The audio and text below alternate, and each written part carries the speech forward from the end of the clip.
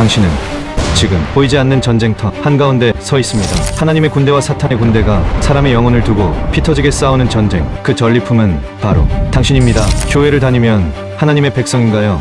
그렇다면 왜 당신의 삶은 고통스럽고 불행했을까요? 그건 당신이 하나님의 백성이 아니라 악한 영의 포로이기 때문이죠. 내 불행과 고통의 이유가 미혹의 영이 넣어주는 부정적인 생각을 받아들였기 때문입니다.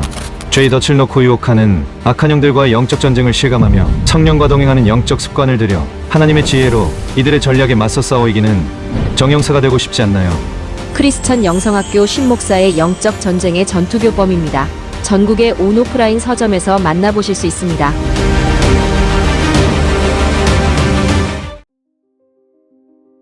모든 질병을 기도로 치유할 수 있는지에 대한 당신의 생각은 어떤가요? 전지전능한 하나님께서 못하실 게 없으므로 어떤 질병이라도 고쳐주실 수 있다는 의례적인 대답을 하겠지만 당신의 삶에서 이런 일이 일어나는 것은 별개의 일이죠. 그러나 저는 세상에서 고칠 수 없는 질병을 포함해서 지난한 삶에 문제가 있는 사람들에게 해결해 주겠다고 오지랖을 넓히며 말하고 있어요. 그것도 주변 사람들이 아니라 아예 인터넷 카페나 블로그, 유튜브 동영상을 통해서 말이에요. 그리고 이 사역을 시작한 지도 11년이 지났습니다. 그래서 지금도 계속해서 세상에서 해결할 수 없는 사람들이 저를 찾아오고 있어요. 그래서 당신은 제가 그 문제를 말끔하게 해결하고 있는지 궁금하실 거예요. 어제도 소그룹 모임을 참석하고 나서 돌아오는 도중에 두재 중 전화가 찍혀서 통화를 해보니 자신에게 고질병이 있는데 과연 해결해 줄 수 있는지 물어보는 전화였어요. 그러나 지난 경험에 비추어 보면 저처럼 말하는 사람들은 대부분 뻥이거나 과거의 경험을 침소봉대하여 말하는 이들이 허다해요.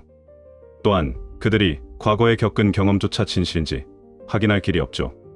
그러나 저는 이제 사역을 시작한 지 2년 반밖에 되지 않았고 영성학교에 찾아오면 처음부터 이 사역을 같이 한 사람들이 적지 않게 남아있으니까 그들에게 직접 확인해 보시면 됩니다. 그러나 제가 이런 얘기를 하는 것은 사역을 홍보하거나 저의 영적 능력을 자랑하려고 하는 것이 아니에요. 영성학교에 와보신 분은 아시겠지만 저의 사역은 더 이상 홍보하지 않아도 주말이나 주일이면 발 디딜 틈이 없이 과포화 상태입니다. 또한 헌금을 내야 하는 예배는 주일에 딱 한 번밖에 없으므로 매일처럼 집회에 참석하여 헌금을 쥐어짜는 기도원의 시스템도 아니에요. 그러니까 굳이 뻥 튀겨서 홍보해가며 많은 사람을 불러들일 필요가 없습니다. 문제는 제가 수많은 사람들에게 모든 정신질환과 고질병에 상관없이 해결해 주겠다는 뉘앙스를 풍기며 말한 것에 책임을 져야 한다는 것이죠. 그래서 오늘은 그 얘기를 하고 싶어요. 하나님은 어떤 질병이라도 치유할 수 있는 분이시죠.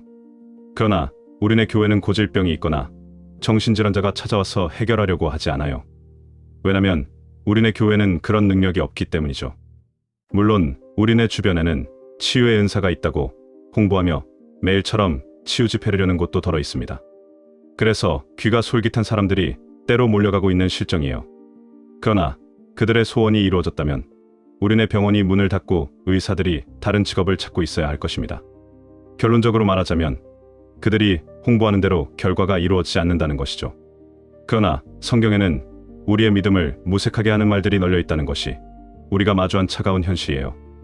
믿는 자들에게는 이런 표적이 따르리니 곧 그들이 내 이름으로 귀신을 쫓아내며 새 방언을 말하며 뱀을 집어 올리며 무슨 독을 마실지라도 해를 받지 아니하며 병든 사람에게 손을 얹은즉 나으리라 하시더라.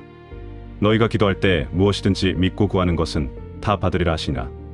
성경에는 믿는 자의 표적이 귀신을 쫓아내며 병든 자들을 치유하는 능력이라고 말하고 있으며 믿고 기도하는 것은 죄다 응답을 받을 것이라는 약속의 말씀으로 도배하고 있어요. 그러나 왜 우리에게 이런 일이 일어나지 않는 것일까요?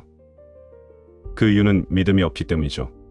그러나 자신에게 믿음이 없다는 것을 받아들이지 않으므로 이 문제를 해결할 수 있는 시도를 하지 않는 이유입니다.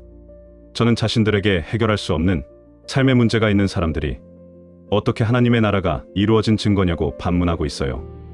예수님은 하나님이 우리 안에 들어오셔서 통치하시고 다스리시는 하나님의 나라가 우리 안에 이루어진다고 말씀하셨기 때문입니다.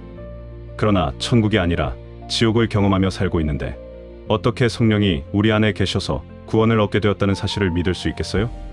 그동안 저는 성령이 내주하는 사역을 통해 수많은 사람들에게서 귀신을 쫓아내고 정신질환과 고질병을 치유하였습니다. 아시다시피 정신질환은 완치가 되지 않는 병이며 평생 고치지 못하는 병들이 고질병이 아닌가요? 그런데 어떻게 이 질환들이 치유될 수 있나요? 거의 대부분의 정신질환과 상당수의 고질병들의 원인이 귀신이기 때문이죠. 그래서 성령이 내주하는 기도를 통해서 귀신을 쫓아내면 귀신이 일으키는 질병이 나아야 하지 않겠어요? 아시다시피 예수님의 사역은 귀신을 쫓아내고 수많은 병자들을 고치시면서 천국 복음을 전파하셨으며 사도들과 제자들도 예수님의 사역과 동일하게 귀신을 쫓아내고 각종 질병을 치유하면서 초대교회를 세우고 영혼구원 사역을 해나갔어요. 그렇다면 귀신을 쫓아내고 질병을 고치는 깜짝쇼로 사람들의 관심을 집중하는 도구로 삼으셨나요? 아니에요. 영혼구원은 악한 영에게 사로잡혀 있는 영혼들을 하나님께로 돌려보내는 일이며 악한 영들의 공격으로 인해 각종 고질병에 걸려서 신음하는 사람들을 치유해주며 해방시켜주는 일이죠. 그러니까 귀신을 쫓아내면 당연히 고질병이 치유되고 정신질환이 낫는 결과가 나와야 할 것입니다. 일어나 너의 발로 서라. 내가 내게 나타난 것은 곧 내가 나를 본 일과 장차 내가 내게 나타날 일에 너로 종과 증인을 삼으려 함이니 이스라엘과 이방인들에게서 내가 너를 구원하여 그들에게 보내어 그 눈을 뜨게 하여 어둠에서 빛으로 사탄의 권세에서 하나님께로 돌아오게 하고 죄사함과 나를 믿어 거룩하게 된 무리 가운데서 기업을 얻게 하리라 하더이다. 위의 구절은 다메섹 도상에서 만난 예수님이 바울에게 하신 사역의 명령이에요. 이처럼 영혼구원 사역은 귀신을 쫓아내고 질병을 치유하는 사역을 떼어내서 할 수 없는 것입니다. 그러므로 성령이 당신에게 들어오시는 기도의 습관을 들여서 하나님과 깊고 친밀한 교제를 나누게 된다면 귀신이 쫓겨나가고 고질병이 치유되는 것은 지극히 당연한 일이 아니겠어요? 그러나 사람들은 자신에게 성령이 없는데도 불구하고 계시다고 착각하고 있으며 믿는 자의 표적과 겨자씨만한 믿음이 없는데도 불구하고 구원을 얻는 믿음이 있다고 세뇌당하고 있습니다. 그래서 세상 사람과 아무런 구별이 되지 않으며 무능하고 무기력하게 살고 있는 이유예요.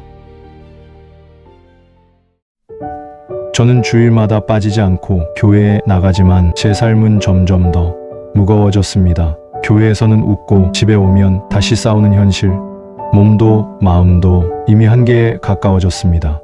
예배도 봉사도 헌금도 열심히 했지만 어디로 가고 있는지 모르겠어요. 열심히 하면 할수록 왜 마음은 더 공허할까요? 예수님은 분명 우리에게 쉼 있는 인생을 약속하셨는데 왜 크리스천이 나는 불행할까요? 그 이유는 교회 지도자와 교인들이 미혹의 영에게 속아 세속적인 마음으로 교회 마당을 밟았기 때문입니다. 기복신앙과 번영신학을 추구하는 교회 지도자가 주일 성수와 막대한 헌금과 희생적인 교회 봉사를 하면 축복받는 믿음이라고 가르쳤고, 영적 분별력이 없는 교인들이 이를 무분별하게 받아들여서 고생의 떡과 슬픔의 눈물을 마시게 된 것이죠. 내 불행의 구체적인 이유와 어떻게 하면 형통한 삶을 살 수 있는지 알 수 있는 행복 지침서인 크리스천 영성학교 신목사의 행복을 잃어버린 크리스천, 전국의 온오프라인 서점에서 만나보실 수 있습니다. 그래서 저처럼 쉬지 않고 하나님의 이름을 부르며 전심으로 성령과 교제하는 기도의 습관을 들여서 이 땅에서도 형통하고 행복한 삶을 살게 되었으면 좋겠어요.